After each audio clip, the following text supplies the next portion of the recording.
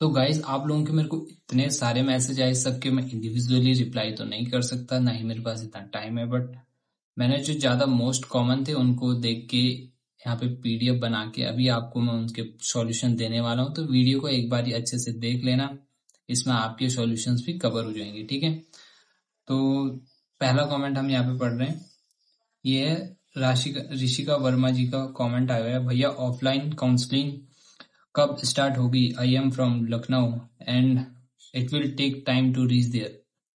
सो ऐसे है ना कि अभी 27 तारीख यानी कि कल के 11 बजे तक, ये वीडियो मैं आज 26 को रिकॉर्ड कर रहा हूँ।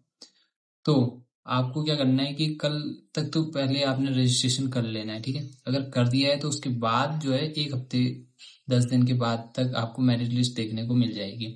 उसके बाद आपको काउंसलिंग का एक नोटिफिकेशन देखने को मिलेगा, जो कि HNBGUG की नोटिफिकेशन देखने को मिलेगा, जो कि HNBGU की ऑफिशियल वेबसाइट पे होगा एज ए नोटिफिकेशन। वहां पर आपको पीडीएफ देखने को मिलेगी, उसमें ये लिखा होगा कि आप फर्स्ट मेरिट लिस्ट वाले बच्चे इस तारीख को यहाँ पर आए। वो टाइम देते हैं, ऐसा नहीं है कि बिल्कुल ही आज उन्होंने मेरिट लिस्ट निकाली और कल बोल दिया कि कल के कल आ जाओ। ऐसा इशू होता नहीं है, मतलब जनरली हफ्ता 10 दिन का टाइम आपको मिल जाएगा। ठीक है, तो प्रिपेयर रहना। अगर आपके मार्क्स अच्छे हैं, चांसेस हाई हैं, तो ऑलरेडी प्रिपेयर रहना। अगर आपने 100% आना है तो डॉक्यूमेंट्स वगैरह सब देख लेना। ठीक है, नेक्स्ट क्वेश्चन है रसूल सिंह का। भैया यूजी का रजिस्ट्रेशन होने के बाद मुझे कोई ईमेल नहीं आया HNB से कि your application is submitted successfully, बस स्क्रीन पे सबमिटेड दिखा रहा है। क्या HNBGU ईमेल करके बताता नहीं है क्या? तो यार अगर आप पे ईमेल वगैरह कुछ आ नहीं रहा है तो आपके पास फीस रिसिप्ट तो होगी, उसको संभाल के रखना। इन केस अगर आपसे कम मार्क्स वालों का नाम आया और आपका नहीं आया तो आप ये तो बता सकते हैं कि मैंने रजिस्ट्रेशन किया था और ये मेरी फीस रिसिप्ट है। बाकी ऐसा कुछ है नहीं, आपका नाम आ जाएगा। अगर आपने सक्सेसफुली सब कुछ कर लिया है, आप क्राइटेरिया को मीट करते हैं, तो कोई टेंशन नहीं होगी। Okay, so moving on the next. So VRAAI college यहाँ पे हमें कमेंट कर रहे हैं, भैया प्लीज प्लीज प्लीज बता दो मेरिट लिस्ट कब तक आएगी। यार मैं बता तो चुका हूँ, 1 हफ्ते 10 दिन के बाद जो है आपको मेरिट लिस्ट देखने को मिल जाएगी। ठीक है, तो टेंशन मत लो। भैया BSc फिजिक्स ऑनर्स का ऑप्शन दिखा नहीं रहा है प्रेफरेंस में, प्लीज कुछ बताएं कि क्या करना चाहिए। सो जब से NEP 2022 बैच स्टार्ट हुआ है तो तब से एक ऐसी बात है जो आपको जाननी जरूरी है। वंस ना आपने एक एडमिशन ले लिया BSc में, आपने फिजिक्स केमिस्ट्री ले लिया, उसके बाद क्या है कि आपको 4th ईयर करना है या नहीं करना है। 3rd ईयर में आपको ऑप्शन दिया जाएगा, या तो एग्जिट मार सकते हैं आप, या फिर उनमें से आपके 2 कोर सब्जेक्ट्स में से एक चुन के आप उसमें ऑनर्स कर सकते हैं। अगर आपका फिजिक्स चुना हुआ है तो आप 4th ईयर कंटिन्यू करके उसमें ऑनर्स कर सकते हैं। ठीक है, सेम अप्लाई करेगा BA BSc के सारे प्रोग्राम्स पे। ठीक है, so moving on the next. Mister lock पूछते हैं, भैया मेरिट लिस्ट में नाम आने के बाद क्या करना होगा? राउंड 2 में क्या करना जब पहले मैं ही आ गया तो?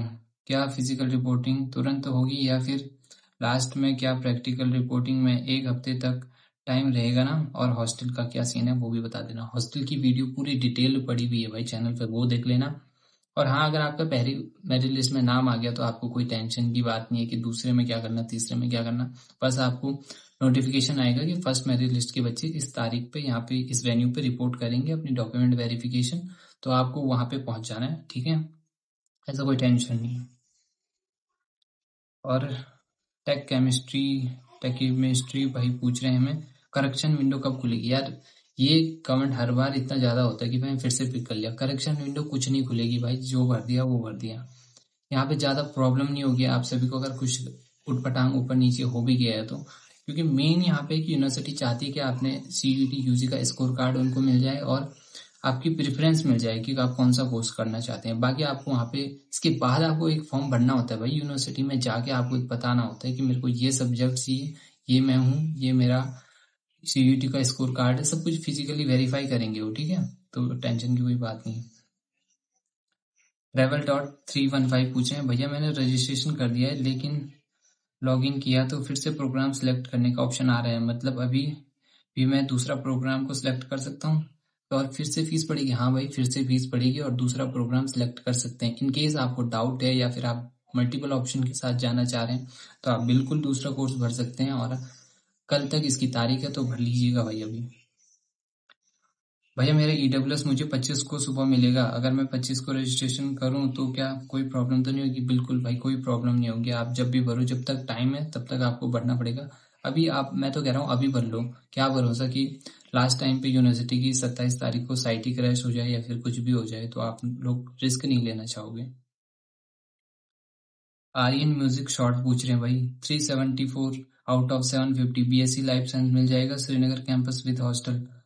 बिल्कुल भाई, सब मिल जाएगा, सब मिल जाएगा, परफेक्ट कॉम्बिनेशन है। सेकंड मेरिट लिस्ट में आपका नाम आ जाएगा, ठीक है, मेरे अकॉर्डिंग। ऐसा जरूरी नहीं है पर मिल जाएगा। अगर मार्क्स 12th में आपकी ज्यादा अच्छी परसेंट थी तो हॉस्टल भी मिल जाएगा, कोई दिक्कत नहीं है। यूमी एकेडमिया भैया, BSc लाइफ साइंस में कौन सा सब्जेक्ट ऐसे कोर एंड इंटरडिसिप्लिनरी चूज करना होता है? I want do MSc in zoology later. तो देखो यार, आप जूलॉजी तो लोगे ही लोगे, कोर आप जो सब्जेक्ट लोगे कुछ भी ले लो, आप पे सब ऑप्शन है। जब से NEP आया है तब से उन्होंने ना कॉम्बिनेशन भी हटा दी। पहले क्या होता था कि कॉम्बो होता था कि आपको इसके साथ ये रखना पड़ेगा, मतलब कंपलसरी था। अब से जो आपको चाहिए, जो आपकी मर्जी, जो पढ़ना वो पढ़ो, ऐसा कुछ भी आप पे प्रेशर नहीं बनाएंगे वो, ठीक है। जो काउंसलिंग वाले हैं वो आपको दे देंगे इजीली सब्जेक्ट्स, और आपके अगर बिलोंगिंग्स हैं यानी कि आपने पहले वो सब्जेक्ट्स पढ़े तो तब तो कोई दिक्कत नहीं होगी।